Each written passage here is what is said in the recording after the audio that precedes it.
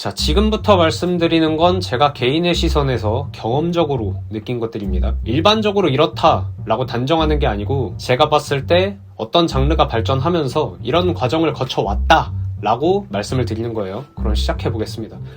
일단 음악 장르라는 말에 대해서 조금 생각을 해볼 필요가 있어요. 음악 장르를 구분하는 기준은 뭘까요?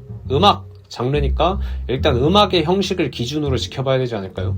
예를 들면 리듬 섹션이 형성하는 그루브나 사운드의 특징 등을 기준으로 일정한 공통점을 가진 친구들을 묶어서 장르라고 칭한다는 말이죠. 그런데 20년 넘은 십덕의 관점에서는 요즘 새로 나오는 음악 장르들이 음악을 구분하는 명칭보다 씬을 구분하는 명칭에 조금 더 가까운 것 같아요. 예를 하나 들어보죠. 텀블러라는 영상 플랫폼이 있습니다. 2010년대 중후반쯤 초반일 수도 있고요. 여기서 몇몇 예술가들이 00년대 컴퓨터 그래픽을 가지고 놀았어요. 여기에 음악가들도 가세해서 그 시절 컴퓨터의 효과음을 샘플링하거나 아니면 그 시절의 향수를 불러일으키는 음악, 사운드 등을 가지고 곡을 만들었고요. 그게 베이퍼웨이브랑 시펑크라는 장르가 됐죠. 이쪽 장르는 10년대에 덕후들끼리 모여서 즐기던 장르였습니다. 대표적으로 식료품, 그로서리나 블랭크 벤시 같은 아티스트가 있었죠.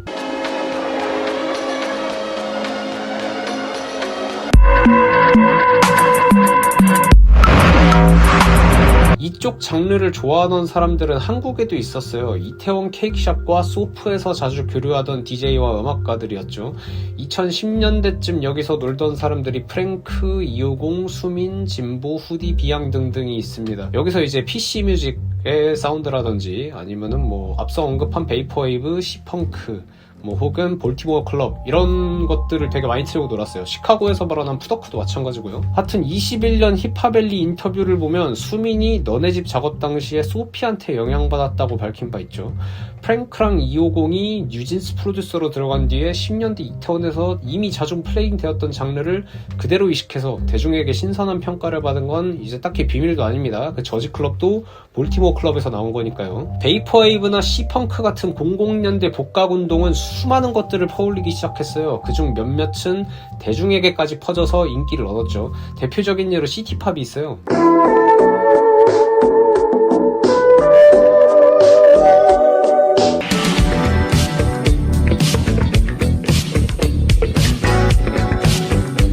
2020년대쯤 뉴트로라는 이름을 얻어서 요즘 젊은 것들의 새로운 트렌드인 것처럼 소개된 00년대 복각 운동이 생각나는 대목이죠. 구글 트렌드에 가서 세계 단위로 검색해보면 PC 뮤직에서 하던 버블건 베이스의 언급량이 훅 오르는 시기가 있습니다. 그게 2014년인데요. 하이퍼팝은 계보상 버블건 베이스의 자식입니다. 그런데 하이퍼팝이랑 버블건 베이스를 비교해서 들어보면 비슷하긴 한데 묘하게 다른 것 같은 지점이 느껴질 거예요.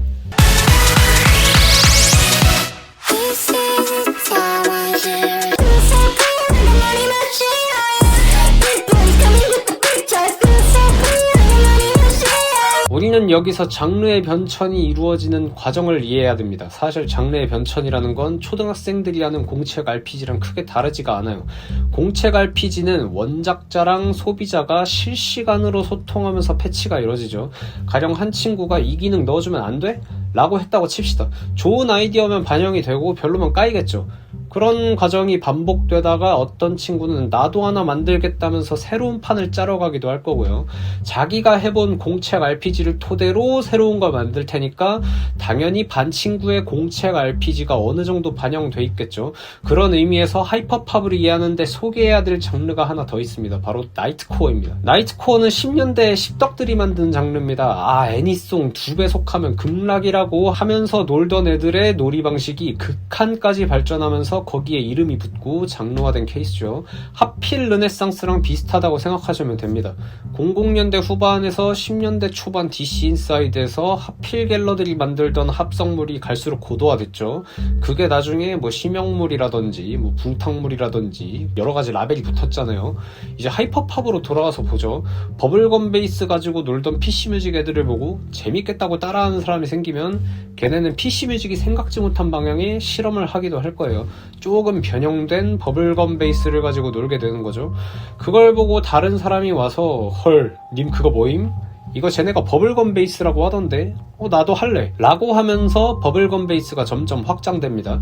그리고 온갖 장르에서 영향받은 소리도 짬뽕 되는 거죠. 이제 나이트코어 하나랑 하이퍼팝 하나씩 들어볼게요.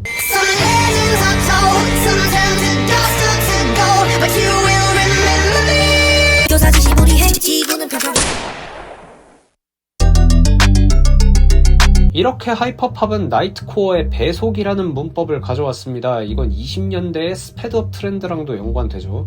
이런 식으로 하이퍼팝은 10년대의 진취적인 예술가들이 자기가 좋아하는 것들을 하나씩 가져다 붙인 결과물입니다. 내 목소리 마음에 안 드는데 피치를 높여볼까? 라고 생각하는 사람도 있었고, 도파민이 모자란데 소리가 너무 심심해 라고 생각하는 사람도 있었고, 여기서 BPM 높이니까 극락이던데? 라고 생각하는 사람도 있었겠죠. 이게 다른 아티스트를 설득해서 복제품이 생기면 이 실험을 다른 방향으로 틀어놓는 사람이 생깁니다. 그리고 그게 확산되죠. 인터넷 밈이랑 똑같아요. 밈도 사람들을 설득해서 따봉을 받고 공유를 받으면서 퍼지는 건데, 아티스트는 그걸 음악 단위로 하는 거죠. 최근에 가장 두드러지는 음악은 디종이 있었습니다. 기타 톤을 잘 들어보시면 될 것 같아요. I like how you look when you got questions.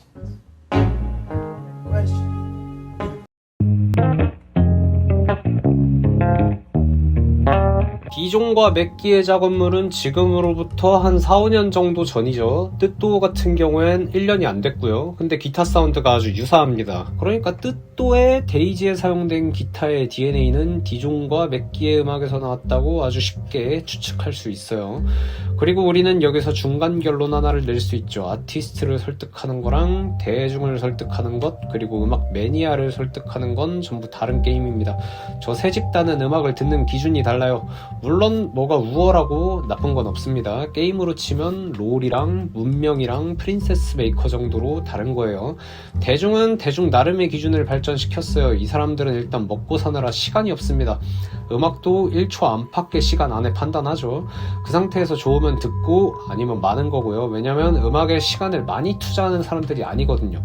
그런데 이 와중에 대중음악가들이 사람들의 귀를 가장 빠르게 사로잡을 수 있는 텍스처 혹은 어떤 악기로 시작하는 게 좋을지, BPM은 어느 정도가 좋을지 등등의 기술들을 발전시켰죠. 가만히 있으면 굶어 죽잖아요.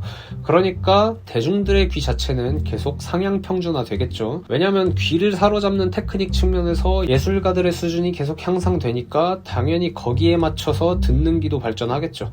매니아들은 먹고 사는 시간 외에는 계속 음악을 듣습니다. 그런 사람들은 본인 나름의 기준을 또 발전시키겠죠. 앨범의 유기성이니 사운드니 누구 음악에 영향을 받았니 등등 하는 것들요. 음악이 생업인 아티스트들은 당연히 기준이 또 다르겠죠. 전문가가 될수록 디테일에 신경을 쓰고 같은 자극을 자주 받으면 무뎌지니까요. 그래서 아티스트들은 따봉 날리는데 대중들은 그게 뭔데 이 씹더가 하는 작품들이 종종 나오는 거예요. 여기까지 이야기를 들으신 분들 중에 눈치가 좀 빠르신 분들은 제가 지켜본 장르 형성의 과정을 눈치채셨을 겁니다. 제가 보기에 일단 장르는 아티스트가 먼저 만듭니다. 그리고 음악을 듣는 사람들이 장르에 이름을 붙이죠. 주로 매거진이나 평론가처럼 매니아들에게 인정받는 집단이 그 이름을 만들고 퍼뜨린다고 생각을 해요. 아까 베이퍼웨이브나 C펑크 얘기하면서 이걸 만들던 사람들이 있었다고 했죠. 이게 세상에 나왔는데 그 어떤 아티스트한테도 관심을 못 받았다고 가정을 해볼게요. 그럼 어떻게 됐을까요? 금방 실증내서 더 안하고 다른 데 찾아갔겠죠. 마치 유튜브 영상 올리고 나면 조회수랑 평균 시청 지속 시간이 신경 쓰이는 것처럼요. 물론 래플리나처럼 아무도 관심을 주지 않는데 10년 넘게 컨셉질하는 사람이 있습니다. 그런 사람들은 나중에 발굴되는 거죠. 반고우처럼요. 아티스트가 먼저 관심을 가져서 자기들끼리 놀면 거기 전시된 작품들을 보고 감탄하는 힙스터가 생깁니다. 그럼 아티스트는 신이 나죠. 계속 만들어요. 그렇게 점점 판이 커지면 하나의 씬이 생겨요. 그리고 그 씬에서 대중을 설득하는 사람이 나오면 씬의 파이가 커지는 거죠. 마치 인터넷 소설판에 나온 귀연이처럼요. 이모티콘 소설이 영화화까지 되면서 이쪽 파이가 확 커지는 계기가 됐거든요. 그러니까 어떤 음악을 더 딥하게 알고 싶으면 그들이 실제로 모이는 곳에 가야 됩니다. 힙합이나 전자음악은 클럽에 가야 되고 록메탈은 라이브하우스로 가야죠.